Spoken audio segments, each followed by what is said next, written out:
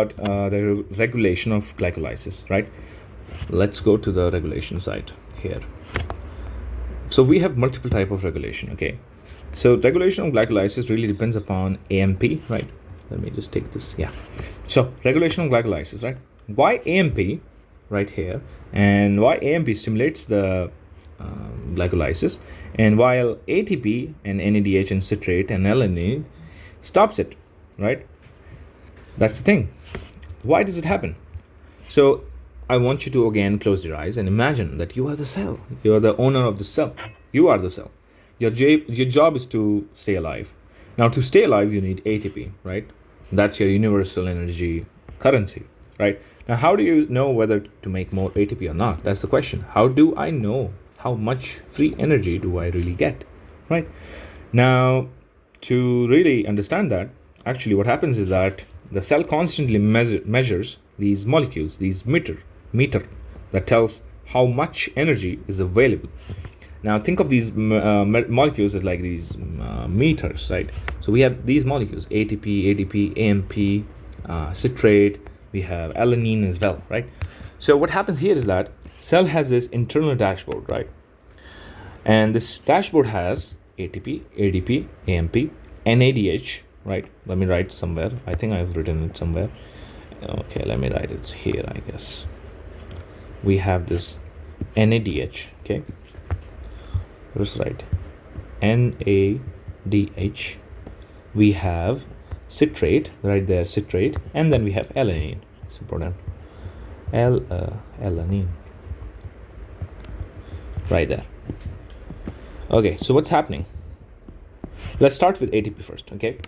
So what is ATP? ATP is just, it's an immediate energy currency for the cell, right? So whenever ATP is abundant, the cell concludes that I already have enough energy. Should I stop? Should I continue the glycolysis? No, for what? I don't want to waste glucose. So high ATP stops glycolysis, simple.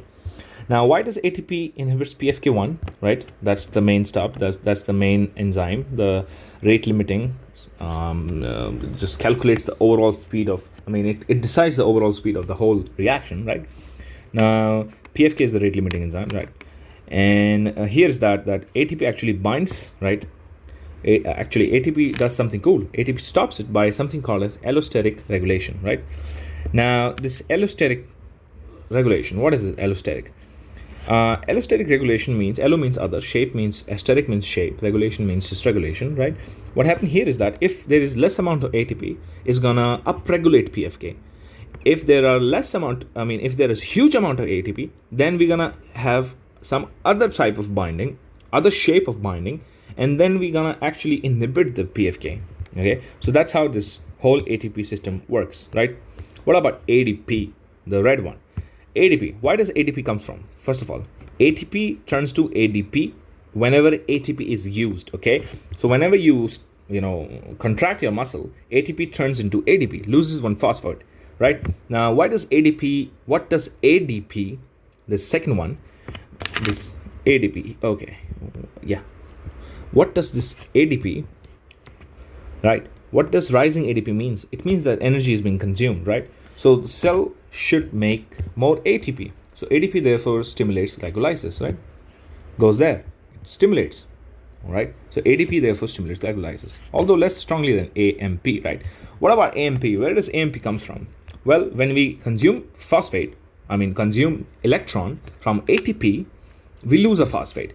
When we consume electron from ADP, we lose another phosphate, and then we have just one phosphate remaining, right?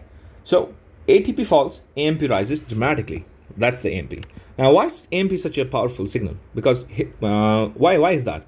Because ATP decreases by a little. AMP can increase many-fold because of reaction catalyzed by adenylate kinase. That's the thing here. Now, let me put it down in words for you. Simple words. Why AMP is powerful, more powerful signal than ADP? That's an important question. ATP decreases a little, AMP increases by manyfold because the increasing of this reaction where AMP increases, it is actually catalyzed by a chemical named adenylate kinase, right? So 2 ADP, let me write it. So actually what happened is that 2 ADP can turn into ATP and AMP, and it can go back as well, because the total energy in both substrate and the product here is not so different. So it's a reversible reaction. Okay, here this means that a small fall in ATP creates a large rise in AMP. Therefore AMP is very sensitive indicator. It's a very extremely sensitive indicator for low cellular energy. Now what should happen when AMP rises, right? What will happen? ATP production go up, right? We will have increased glycolysis. Therefore AMP leads to activation of AMP. So 2 ADP gives us ATP and AMP, and 1 ATP and 1 AMP gives us 2 ADP, right? So I hope you can think about it, right? Think like that, right? Now why AMP instead of ATP, right? I mean, okay, that's a stupid question. I hope you understand all of this. What about NADH? This one. Now let's forget about ATP. Now what is NADH? Remember glycolysis, the whole thing. Dude, I don't know if you remember or not. Just never mind. Even if you don't remember it, let me tell you. NADH is a chemical. It's like a taxi that carries high energy electron. Think of it as a charged battery. Now if NADH is already high, it means you have a lot of charged batteries. Now what does the cell understand by high NADH? It says that, oh, I already have plenty of power. Should I keep the glycolysis on? No. Why do I want to waste the glucose, right? No. I would rather push this glucose in glycogen synthesis so that I can use it later, maybe tomorrow. Tomorrow this guy may be fasting, right? So high NADH inhibits glycolysis. Important and simple, right? Okay. And even this is the one way to understand this. What about this sixth step? In sixth step of glycolysis, we have an enzyme called GAPDH, glycerate aldehyde 3 phosphate dehydrogenase. What it does is actually it removes one hydrogen from G3P, and it puts that hydrogen that is removed from G3P and it puts it on NAD plus, right?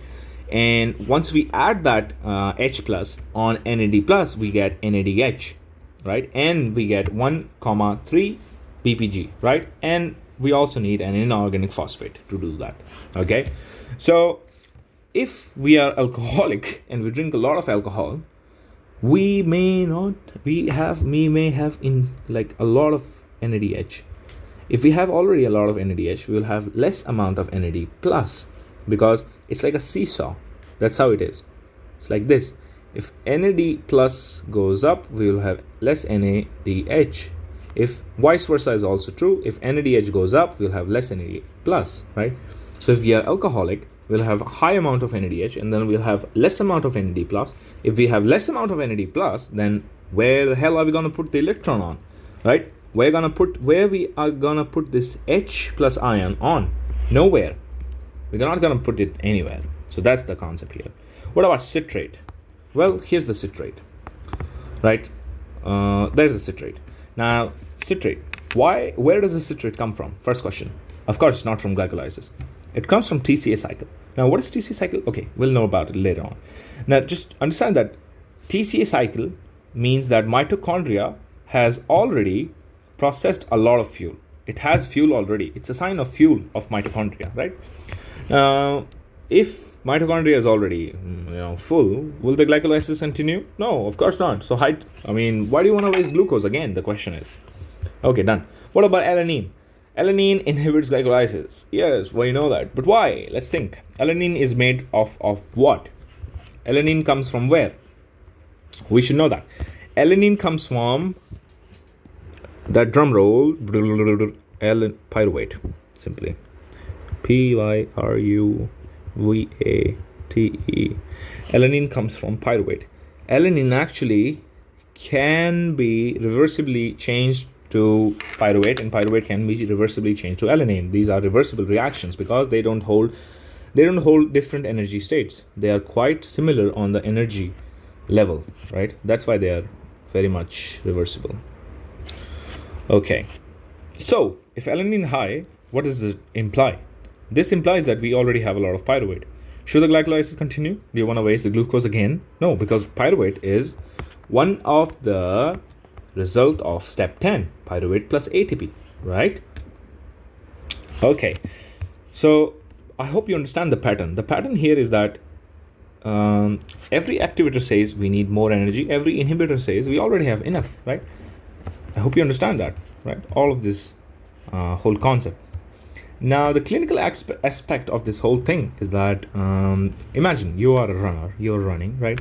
Now, you're running. Now, muscle ATP is falling, ADP is rising, AMP is rising. Now, PFK is like strongly stimulated, it's activated, so glycolysis accelerates. And this is exactly what muscle needs, right? Now, imagine if someone's resting after a large meal, right? He just had a big bowl of, rice. Now, ATP is full, citrate is full, like, so what's going to happen? Glycolysis is going to slow down, simply, right? Let's break the system. What if ATP, I'm imagining here, what if ATP could not inhibit PFK1? Okay, what would happen? The cell would continue to burn glucose like it's nothing, even when the energy stores were already full. Wasteful metabolism, right? Wasteful use of glucose. What if AMP could not activate PFK? Well, during exercise, you would just faint. ATP would fall, glycolysis wouldn't even start, wouldn't even increase, so you will be tired. What if citrate couldn't even inhibit glycolysis? Again, you would waste a lot of fuel, a lot of glucose you would waste. What if alanine couldn't signal? Well, you would not have any negative inhibition on the whole glycolysis, and that's bad, right? Cell would lose another feedback mechanism linking amino acid metabolism, right, to the carbohydrate metabolism, right? So that's how you regulate the whole thing, right? So that's it, I think.